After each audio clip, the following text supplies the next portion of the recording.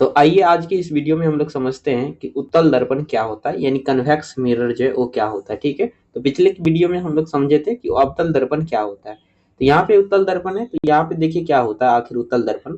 तो वह गोलीय दर्पण जिसका परावर्तक सतह बाहर की ओर वक्रित हो या उठा हुआ हो, तो उसे हम क्या कहते हैं, उत्तल दर्पण कहते हैं। ठीक इसका अपोजिट था अवतल दर्पण, उसमें क्या होता था, अंदर की ओर धंसा हुआ था। यहाँ पे आप लोग देख सकते हैं कि जैसे इसका जो परावर्तक सतह है अंदर से यहाँ पे कलर किया हुआ है, ठीक है, और बाहर से उठा हुआ भाग जो है वो परावर्तक सतह की कार्य कर रहा है, यानी प्रकाश की कोई भी किरण आती है तो ये उठा हुआ भाग पर आता है और उसके बाद जो है विभिन्न दिशाओं में क्या हो जाता है, तो परावर्तित हो जाता है। तो इस प्रकार के दर्पण को हम क्या कहते हैं, उत्तल दर्पण कहते हैं, यानी कन्वेक्स मिरर कहते हैं। बड़ा ही आसान है। उसके बाद चलिए इसके गुण और प्रॉपर्टी उपयोग के बारे में समझते हैं। ठीक है, तो सबसे पहले यहाँ पे आता है उत्तल दर्पण का, ठीक है, हम लोग जानेंगे सबसे पहले गुण और उपयोग के बारे में। यहाँ से क्वेश्चन आता है, ठीक है, परिभाषा जनरली नहीं पूछता है, लेकिन यहाँ से आपके ऑब्जेक्टिव में क्वेश्चन बनते हैं।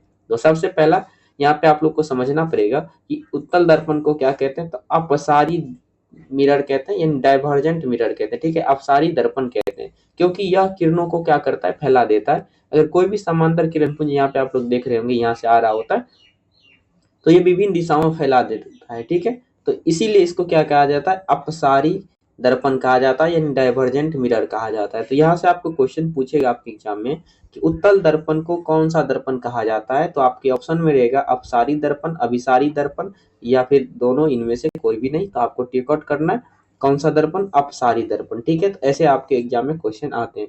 नेक्स्ट आप लोग बताइएगा, अगला क्वेश्चन है, आप सॉरी यहाँ पे आपका अगला कंसेप्ट है, ठीक है, 2 नंबर देखिए क्या है।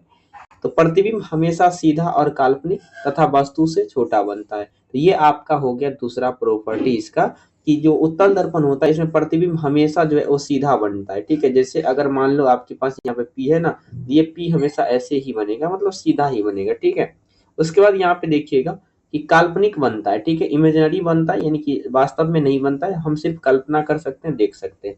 ठीक है, और वस्तु से हमेशा छोटा ही बनता है, याद रखिएगा, किस दर्पण में, तो उत्तल दर्पण में। तो कल के डेट में आपसे पूछेगा कि ऐसा कौन सा दर्पण है जिसमें प्रतिबिंब हमेशा जो है वो सीधा बनता है, तो आपका जो होगा उत्तर क्या होना चाहिए, उत्तल दर्पण।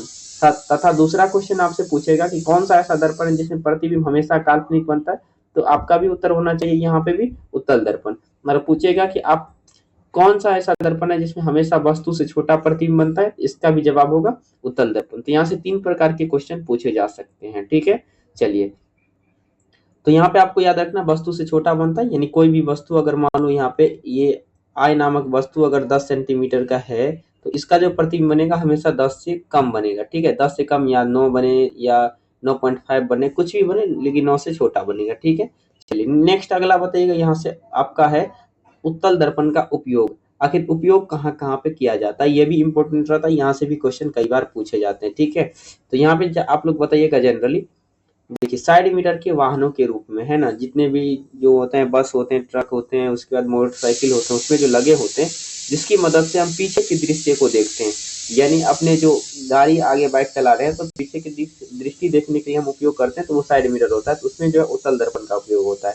ठीक है, उसके बाद आता है धूप के चश्मे में, है ना, धूप के चश्मे भी जो खिलाड़ी लोग पहनते हैं, तो धूप के चश्मे में या फिर जनरली हम लोग भी पहनते हैं, धूप के चश्मे में होता क्या, उत्तल दर्पण। क्यों होता है, क्योंकि वो किरण को हम जानते हैं कि उत्तल दर्पण को अपसारी दर्पण कहते हैं, किरण को फैला देता है। ठीक है, तो धूप की कम ही मात्रा अंदर जा पाती है। उसके बाद जो है वो कैमरा में, जो कैमरा होता है उसमें यूज किया जाता है, साथ में स्ट्रीट लाइट में भी किया जाता है, और इमारत में भी किया जाता है। इमारत में यानी वो होल इमारत को देखने के लिए, पूरी इमारत को एक छोटे से दृश्य में देखने के लिए उपयोग किया जाता है। स्ट्रीट लाइट जो रोड पे लगे लाइट होते हैं उसमें लगा होता है, क्योंकि किरण को क्या कर देता है, फैला देता है विभिन्न दिशाओं में। ठीक है, तो ये था उत्तल दर्पण का उपयोग और गुण। तो मुझे उम्मीद है कि सारे टॉपिक आप लोग अच्छे से समझे होंगे। ठीक है।